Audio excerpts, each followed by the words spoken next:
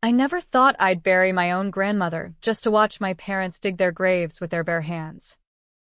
The reading of the will hit like a freight train in the stuffy back room of that Omaha law firm. The kind of place where faded diplomas hang crooked and the coffee tastes like regret. Grandma's entire fortune. Every last penny of her $12 million estate from decades of shrewd real estate flips and that one lucky tech stock she'd cashed in before the bubble burst. Left not to the son and daughter-in-law who'd leeched off her for years, but to me, Margaret Hale, the black sheep they'd written off as a disappointment. And when the lawyer slid that envelope across the table with my name on it, my father's face didn't just fall, it twisted into something feral. Like a cornered coyote realizing the trap was sprung. That feral look was nothing compared to the one he shot me 6 months later in federal court, when he and Mom slapped me with a lawsuit claiming undue influence, said I'd manipulated a senile old woman into signing away their rightful inheritance with forged documents and whispered lies. It was bullshit. Of course. Pure venom born from the fact that Grandma had seen through their charade long before I did. But as I sat there in that polished cherrywood box, the air thick with the hum of air conditioners and the faint scent of my mother's Chanel No. 5, weaponized now. Like everything else about her, I couldn't help but smile. Because this wasn't just about money. This was the spark that would burn their empire to ash. I'd waited years for this. Ever since that rainy night in high school when I took the fall for their dirty little secret, swapping my future for their freedom. And now, with Grandma's millions as my war chest, the revenge I'd bottled up like moonshine in a mason jar was finally ready to explode. It started innocently enough. Or, at least that's what I told myself back then. In the sticky summer of 2007, when gas was $4 a gallon and the housing market was a ticking bomb nobody wanted to acknowledge. I was 16. Awkward as hell with my braces and hand-me-down Levi's. The kind of girl who buried herself in dog-eared copies of The Bell Jar while the popular kids tailgate at Friday night football games. My parents, Richard and Elaine Hale, were the picture of suburban perfection in our split-level ranch house on the outskirts of Lincoln, Nebraska, Dad with his corner office at the local bank. Mom fluttering through PTA meetings like a social butterfly on steroids. They had the minivan, the 2-car garage, the annual block party barbecues where Dad grilled ribeyes and Mom passed out Jell-O salads with a smile that could curdle milk if she aimed it right. But perfection's just a pretty mask for rot. I found out the hard way one humid July evening when I came home early for my shift at the Dairy Queen. My uniform sticky with soft-serve smears and the faint tang of crushed dreams.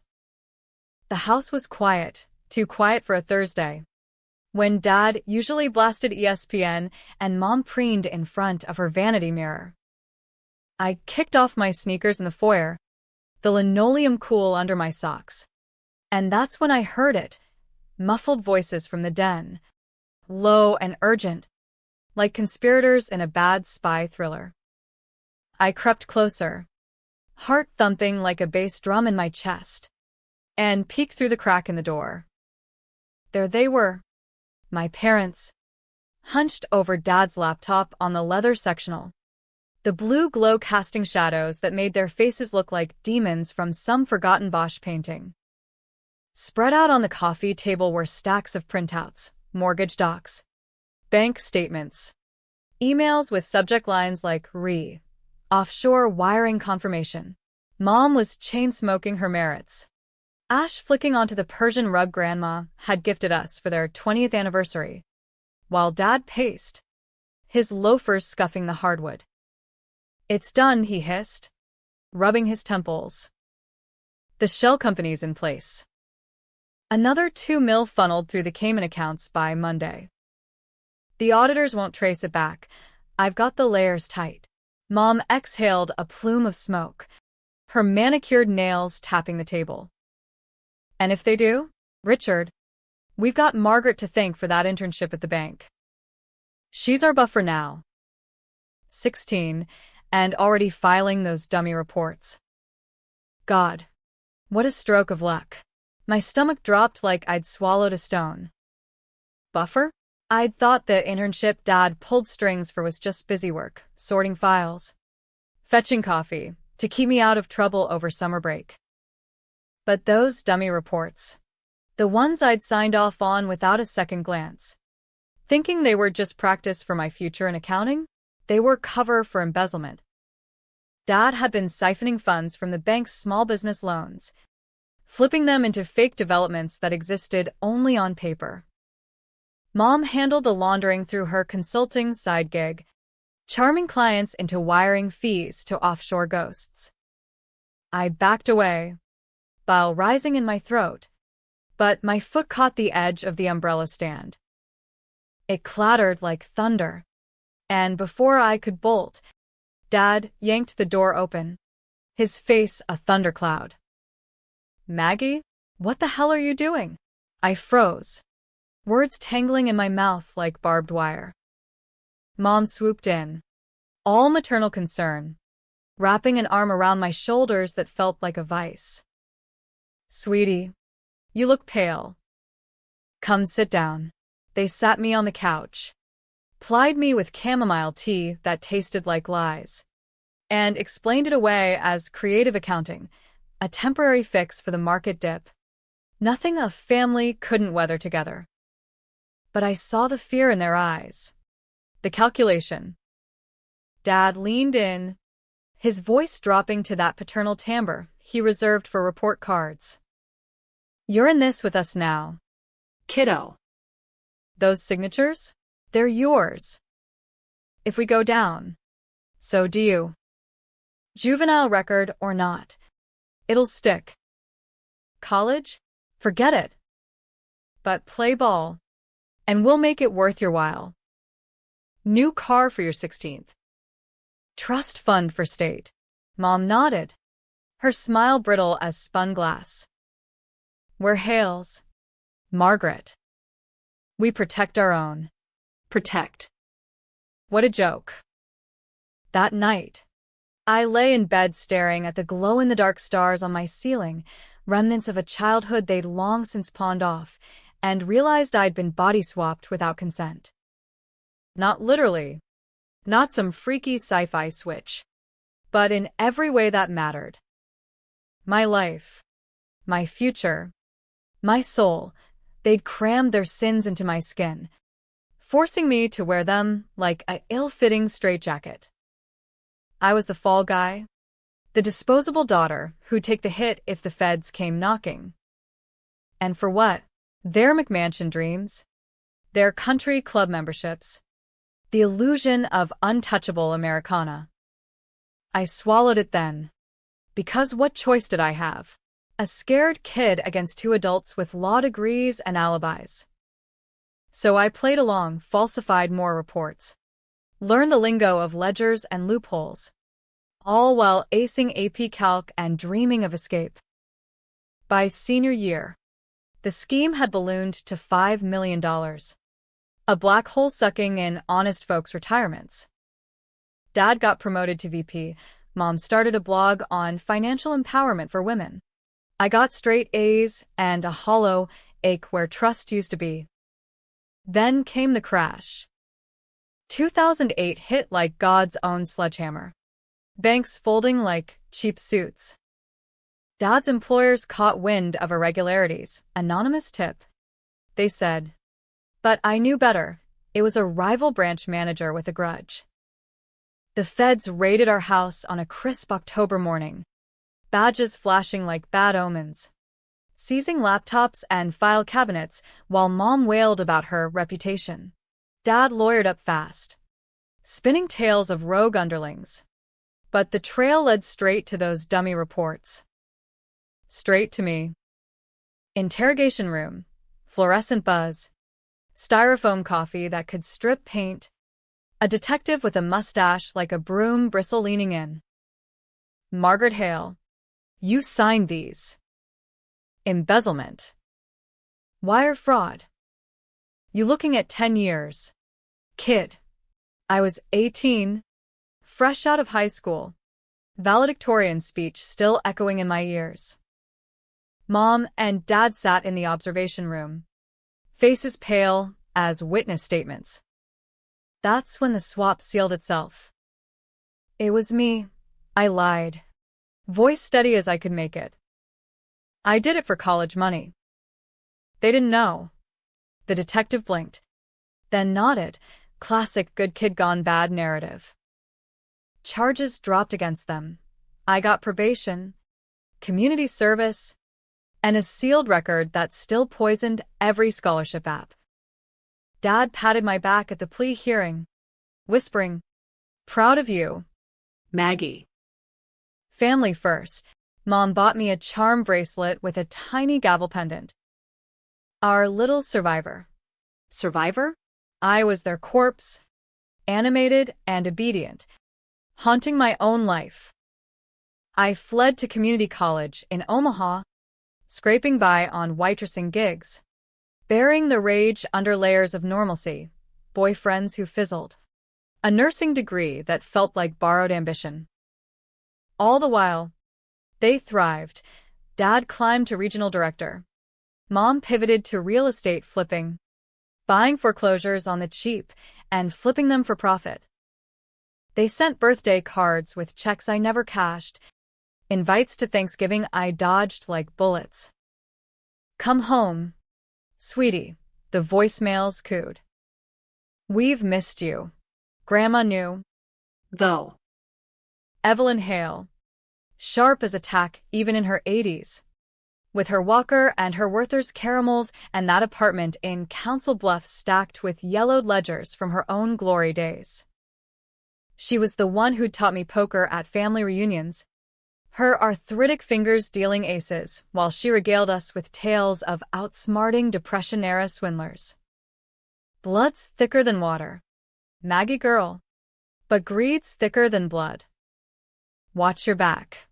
I visited her every other weekend, driving the hour from Omaha in my beat-up Civic, bringing takeout from Runza and listening as she pieced together the family's fractures.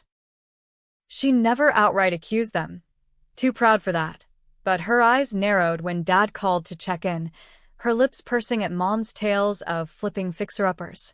One rainy afternoon in 2023, as thunder rattled the windows and she sipped her Lipton from a chipped mug, she gripped my hand, bones like bird wings under paper skin. "I've been watching." Child. Those vultures circle closer every year, sniffing for scraps. Your parents. They think my portfolio's their birthright. But I've got plans. She slid a USB drive across the Formica table, engraved with a single word, justice. Passwords inside. Accounts. Deeds. The works.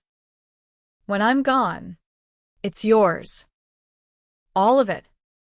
Use it to fly, not to fall. I laughed it off, senile ramblings, I thought. But she wasn't joking. Diagnosed with pancreatic cancer 3 months later, she withered fast, refusing chemo because I'd rather go on my terms. Hospice in her apartment. Morphine drips and crosswords half-solved on the tray table. Dad and Mom descended like locusts. Dad with his spreadsheets. Mom with her estate planning pamphlets. "We should contest if it's not equitable. Richard," she'd murmur, thinking I couldn't hear from the kitchenette.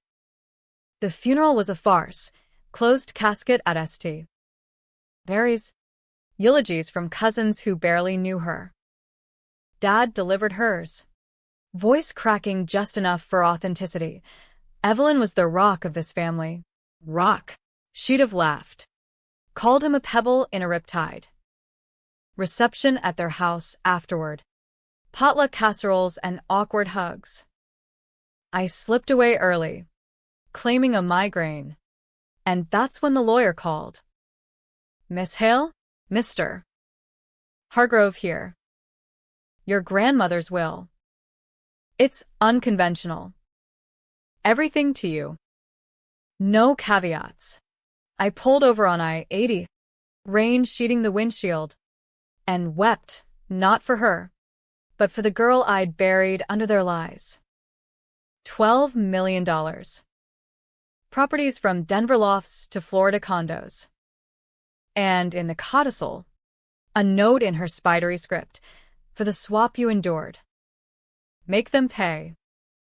They did sue. Of course. Filed in Douglas County, Superior Court, alleging coercion, incapacity, the works. Hired a shark from Chicago, Malcolm Voss. Silver-tongued with a track record of gutting wills like fresh fish. Discovery phase dragged 6 months. Depositions where mom dabbed crocodile tears and dad blustered about family harmony. I countered with grandma's lucid medical records. Video calls time-stamped with her signing the will. Sharp as ever. Margaret gets it all. End of story. But they wouldn't stop. Private investigators tailed me, digging into my shady past, that sealed juvie file they thought was buried. Whispers to my boss at the hospital. Anonymous tips to HR about ethical lapses. It culminated in Voss's motion to exhume the body for tox screens, claiming I'd slipped something in her insure. Exhume Grandma? The woman who'd clawed her way from Dust Bowl shanties to boardrooms? I nearly snapped right there in chambers, slamming my fist on the table. You want to dig up the dead to steal from the living? Fine. But you'll unearth more than bones. The judge, a no-nonsense widow named Harlan with a drawl like aged bourbon, denied the motion but set trial for spring. That's when I uncorked the USB. Justice wasn't just assets, it was ammunition. Decades of grandma's meticulous notes, dad's boyhood scams, forging report cards to snag scholarships, mom's college affair with a married prof, hushed with hush money, and the kicker, the 2008 cover-up, cross-referenced with bank logs she'd somehow obtained through old contacts. She'd known all along, waited for the right moment to flip the board. My own lawyer, a bulldog named Rita from Legal Aid who'd taken the case pro bono after hearing the family drama, grinned when I handed her the drive. This is dynamite, Margaret. But it's a bomb. You sure you want to light the fuse? Hell yes. But revenge isn't clean, it's a slow poison. Controversial as a loaded gun in a school zone. I could have settled, walked away with the millions minus a chunk for their emotional distress. Instead, I went nuclear. Leaked select docs to the Omaha World Herald, redacted. Of course. But enough to spark headlines. Hail family fortune. Legacy of lies? Dad's bank froze his assets pending internal review. Mom's flip stalled as buyers balked at the bad press. Voss tried to cry foul, but the judge sealed the leaks as anonymous sources. Trial day dawned gray and sodden. Courthouse steps slick with Nebraska mud. I wore black wool. Hair pulled tight. No makeup, let them see the steel beneath the scars. The gallery buzzed. Cousins I'd ghosted. Neighbors with pitchfork curiosity. A World Herald reporter lived tweeting every objection. Mom entered on Dad's arm. Her pearls a noose around her neck. His tie askew like a hangman's knot. Opening statements. Voss painted me as the ungrateful viper, twisting Grandma's affections with sob stories of my troubled youth. Rita dismantled it in 10 minutes, projecting the will on a screen. Evelyn's voice from a video affidavit booming. My son and his wife? Leeches in Brooks Brothers. Margaret's the only one with spine. Witnesses piled on. The hospice nurse testified to Grandma's clarity. A forensic accountant unraveled the 2008 threads, glancing my way with pity as she detailed the signatures, my signatures. Gasps rippled when Rita introduced Exhibit 47, the plea deal transcript. My confession in bold type. MS. Hail, she asked me on the stand. Voice gentle as a blade. Why did you take the blame? I locked eyes with my parents across the room, their faces crumpling like wet paper. Because they told me family protects its own. Turns out, it was just code for protect us. Cross-exam, Voss hammered me on the swap, his word. Not mine, accusing me of playing victim to justify theft. You resented them for your mistakes, didn't you? This lawsuit's your payback. I leaned into the mic, voice steady. My mistakes? I was a kid forging papers for my dad's Ponzi dreams. Payback? This is justice, Mr. Voss. The kind that's been owed for 17 years. The jury deliberated 2 days, long enough for doubts to fester. For Mom to corner me in the hall with tears and pleas. Maggie, Please. we're all that's left. Dad's silent, seething, a cornered king. Verdict, in my favor. Full inheritance upheld. Their suit dismissed with sanctions. Cheers from the back. Flashbulbs popping. But as we filed out, Rita at my elbow, Voss pulled Dad aside for a hushed confab. I caught fragments. Feds. Old case. Reopening. The twist hit like whiplash that night. Over takeout lo mein in my cramped studio. Rita called. Breathless. Margaret. The leaks? They didn't just spook the bank. ICE, internal something, they're dusting off the 2008 file. Your confession? It's unraveling. New evidence. Timestamps on those emails. Proving you were at Dairy Queen when your reports were filed. Remote access logs from Dad's IP. My fork clattered to the plate. So. I didn't do it. You didn't. They framed you clean VPNs, proxies, the works. Grandma's notes? She suspected, but couldn't prove till the end. Now it's provable. Statutes run on most counts. But fraud?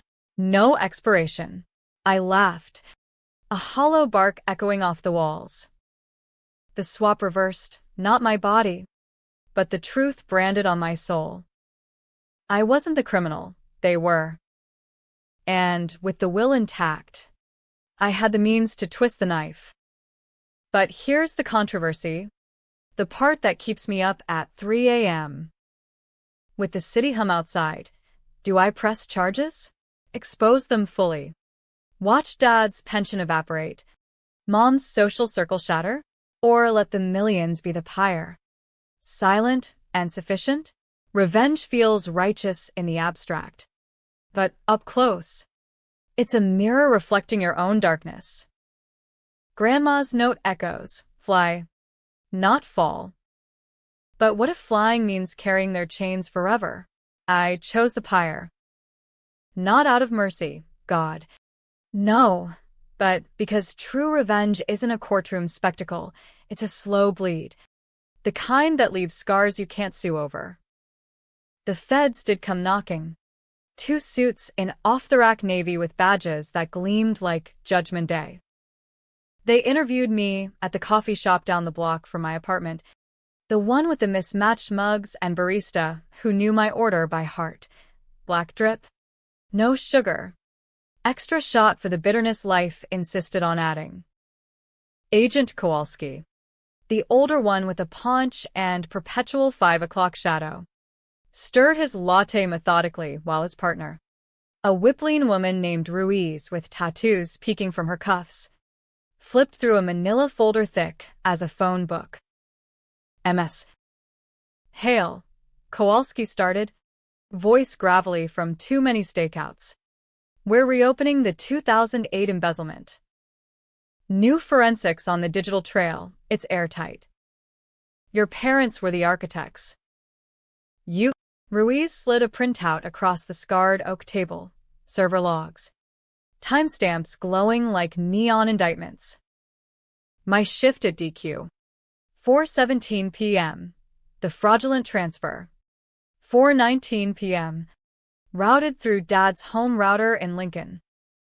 "You were scooping cones when this hit the wire," she said. Not unkindly. "Want to tell us why you copped to it?" I sip my coffee. The burn grounding me. Outside. Omaha's morning rush blurred. Commuters and Subarus. Joggers in Lululemon. The American dream on autopilot. "Family," I said simply. They made it sound like loyalty. Turns out it was leverage. Kowalski grunted, marking his notepad. Classic. "We see it all the time, kids taking falls for Pop's Ponzi. But this? 5 mil. Minimum. Ruined retirees. Small businesses folding. Your old man's looking at 20 plus if he doesn't flip." I nodded, the weight lifting like fog off the Platte River. Not absolution. Scars don't fade, but vindication. Sharp and sweet. They took statements. My original plea transcript. Grandma's USB as corroboration. By week's end, warrants issued, Dad arrested at the bank mid-meeting. Cuffs clicking like karma's applause. Mom hauled from her yoga studio. Downward dog interrupted by blue lights. The media frenzy was biblical. Lincoln Journal star front page. Bank VP busted in 16-year-old fraud. National blogs dubbing it the Hale heist. A cousin Lisa texted from Denver. WTF. "Mags? You knew?" I didn't reply. What could I say? Yeah. And I wore it like a crown of thorns. With the inheritance liquidated, property sold, stocks cashed, I could have vanished. Bali beaches. A vineyard in Napa. The kind of reinvention Instagram influencers peddle for likes. But roots run deep. Twisted as they are. I bought a fixer-upper in Dundee. Omaha's old money enclave. Victorian bones with gingerbread trim. Sagging porch begging for love. Hired contractors. Painted the walls sage green. Planted tulips that nodded like sentinels come spring. Therapy twice a week with Dr. Patel. A soft-spoken shrink who didn't flinch at my rage journals or the voodoo dolls I'd half-jokingly confessed to crafting from old family photos. Dad wrote from county lockup. Letters on lined paper that smelled faintly of despair. "Maggie, this is a misunderstanding. Help your father." Blood's thicker. I burned them in the backyard fire pit, watching flames lick the ink into oblivion. Mom called collect from women's detention. Voice warbling through static. "I raised you better than betrayal. Think of the scandal." I hung up, blocked the number. But the guilt gnawed, controversial. Yeah, because even monsters birth you. And cutting the cord leaves phantom pains. The real storm brewed in sentencing prep. Rita looped me in Dad cooperating. Ratting on accomplices for a plea, 15 years. Out in 10 with good behavior. Mom tougher nut. Stonewalling. Facing 12 if she folded. But Voss, that silver fox, pivoted to civil suits on their behalf, suing me again for intentional infliction of emotional distress. Claimed my leaks to the press were malice. That I'd weaponized grandma's will to destroy them. Filed in the same courthouse. Same Judge Harlan presiding. Her eyebrows arching like drawn bows when the docket hit her desk. "You're kidding," she drawled at the hearing.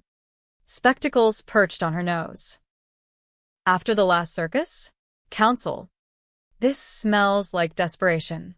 Voss, undeterred, launched into a spiel. Projections of my parents' ruined lives, therapy bills, lost income. Rita countered with discovery. Texts from Mom post-verdict. "You'll regret this. You ungrateful bitch." Dad's emails to a PI. Dig dirt on the daughter. Anything. Harlan tossed it. Sanctions again. But not before Voss landed a haymaker. Subpoena for my therapy notes. Claiming mental instability. Influenced the inheritance. Dr. Patel fought it, citing privilege. But the damage festered. Nights blurred into dawn. Me pacing the creaky floors. Whiskey neat in a tumbler. Ghosts whispering doubts. Was I the villain? Hoarding millions while they rotted in jumpsuits. Society loves the prodigal child, but punish the parents too harshly. And you're the monster. Online forums lit up. Reddit's r/true crime thread. Hail heist, justice or vendetta. Votes split, half cheering my empowerment arc, half decrying familial nuking. I drove to Council Bluffs one overcast afternoon. Grandma's old apartment building now a memory under vinyl siding and fresh paint. The super let me in, rented to a young couple with a labradoodle pup. I stood in the empty living room, echoes of Lipton steam and crossword sighs, and whispered to the walls, "What now? Evelyn? Fly or fight?" Her answer came circuitous, via a manila envelope from Hargrove's firm, addendum to the will, tucked in a safe deposit box I'd overlooked. Inside, not cash, but letters, dozens, yellowed, addressed to me from 2009 onward. Dear Maggie Girl, the first read, dated post-sentencing. I know what you did. Took the weight so they could soar. But eagles don't forget the cage. I've set traps in the trusts, clauses that trigger audits if they contest. Use it wisely. Love. Your rock. Traps. Plural. I pored over them till my eyes burned. Irrevocable clauses tying distributions to ethical conduct, forensic triggers embedded in the estate docs. Contest the will? Boom. Full disclosure to authorities. Sue for distress? Auto waiver of appeals. Plus liquidated damages funneled to victims' funds. Grandma hadn't just left money. She'd architected a guillotine. Blade honed by a lifetime of spotting cons. Empowered. I testified at their joint hearing, victim impact. They called it, but it felt like exorcism. Federal courthouse in downtown Omaha. Marble halls echoing with shackles and sobs.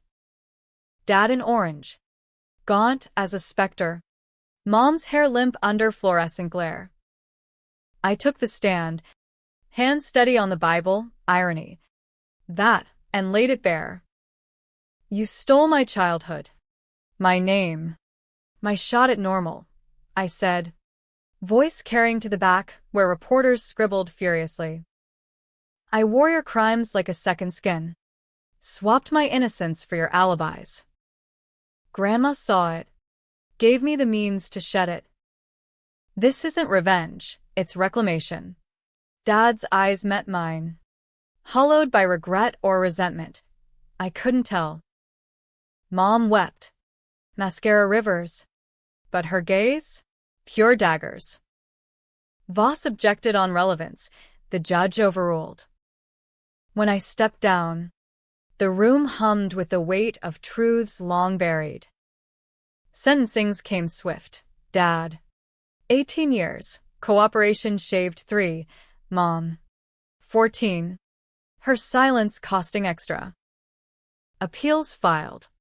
But Grandma's traps snapped shut. Audits launched. Restitution ordered from their seized assets. I walked out into a rare Nebraska sun. Rita clapping my shoulder. You did it. Kid. Free. Free? The word tasted like ash. I poured the whiskey down the sink that night, swapped it for herbal tea, and started a foundation, Hale House. 4 kids tangled in family fraud, legal aid, and therapy grants. First donor? The Victims Fund, seated with my sanctions cut. Controversial? Hell yes, profiting off pain. Critics sneered. But pain's the forge. What you hammer out decides the blade. Months blurred. Foundation launch gala at the Old Market. String lights and craft brews. Donors toasting resilience. I wore emerald silk. Grandma's pearls at my throat. Her rock. Now mine. Cousin Lisa showed. Tentative olive branch. I accepted. Because swaps cut both ways. But the twist lingered. A shadow at the feast. A letter arrived unmarked. Postmarked from Leavenworth. Dad's scrawl. You think this ends it? Blood calls to blood. Margaret. When I'm out, we'll talk. Family first. Chills spidered my spine. Was it threat or plea? The man who'd swapped my life for his freedom. Now rattling chains from afar. I folded it into the fire pit drawer, unlit, and locked it away. Ending? Happy for some, justice served, phoenix risen. Tragic for others, the girl who torched her bridge home. Debatable? Absolutely. Because in America's heartland grind, where cornfields whisper secrets and courtrooms double as coliseums, revenge isn't a period, it's an ellipsis. Waiting for the next chapter nobody sees coming. I didn't burn the letter, not right away. Instead, I tucked it into the nightstand drawer beside Grandma's pearls and a dog-eared photo of us at Lake McConaughey. Her laugh lines crinkling under mirrored shades. Me gap-toothed and carefree. Pre-swap innocence captured in faded Polaroid.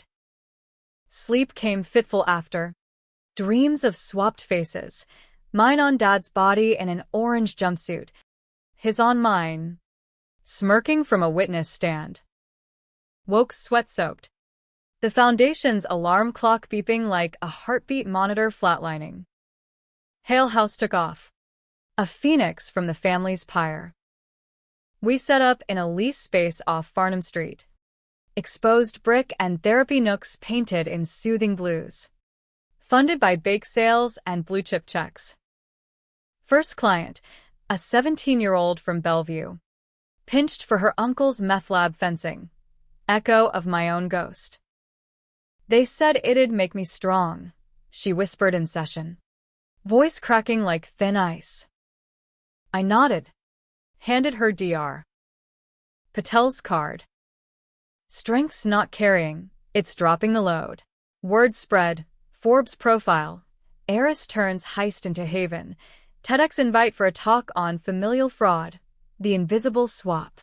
I prepped slides on the flight to Austin, scribbling notes in the margins, betrayal stats. Psych impacts. That one line from Plath, I have always been scared of you. With your Luftwaffe, your gobbledygook.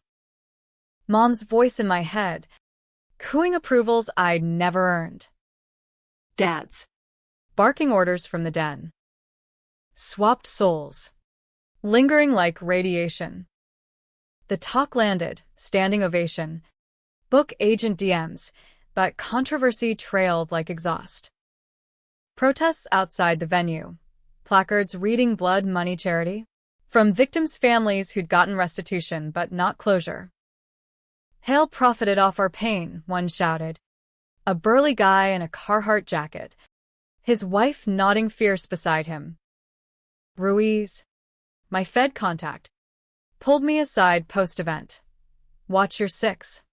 Margaret. Your folks' old crew? Grudges die hard. Back in Omaha, the threats escalated and signed emails. Enjoy it while it lasts. Traitor. Tires slashed on the Civic.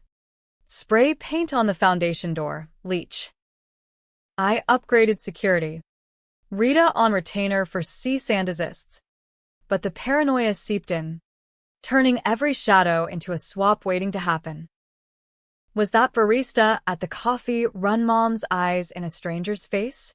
Dad's growl and a passerby's cough. Then the call. 2 a.m. On a Tuesday. Landline shrill in the Victorian's hush. Unknown number. But I knew. Maggie. Mom's voice. Thinner than I remembered, edged with that old Chanel steel. Don't hang up. It's Important. I sat up, sheets pooling like spilled secrets, the bedside lamp casting long fingers across the wallpaper. How'd you get this number? Richard's lawyer. Conjugal perks. A pause. Wet with unshed tears. Listen. We're appealing the restitution. Voss dug up discrepancies, Grandma's clauses. shaky. If we win, the foundation folds. Your little redemption play? Over. Threat or bait? My pulse thrummed. Fists clenching the receiver. What do you want? Mom? Absolution? A check. A sigh. Ragged as torn silk. Understanding. You think we swapped you on purpose? It was survival. Baby. The market crashed. We panicked. You were. Convenient. Strong. Like your grandma said. But family? We protected you from worse, from becoming us. Lies. Wrapped in maternal velvet. Yet the hook sank deep, tugging at the girl who'd craved their pride. Strong? You made me a scapegoat. I lost everything, scholarships, friends. Me. We gave you everything. Snap, the mask cracked. That house. Those clothes. Opportunities. Without us, you'd be nothing. Now you parade our mistakes like trophies? Cruel. Margaret. Un-American. Un-American.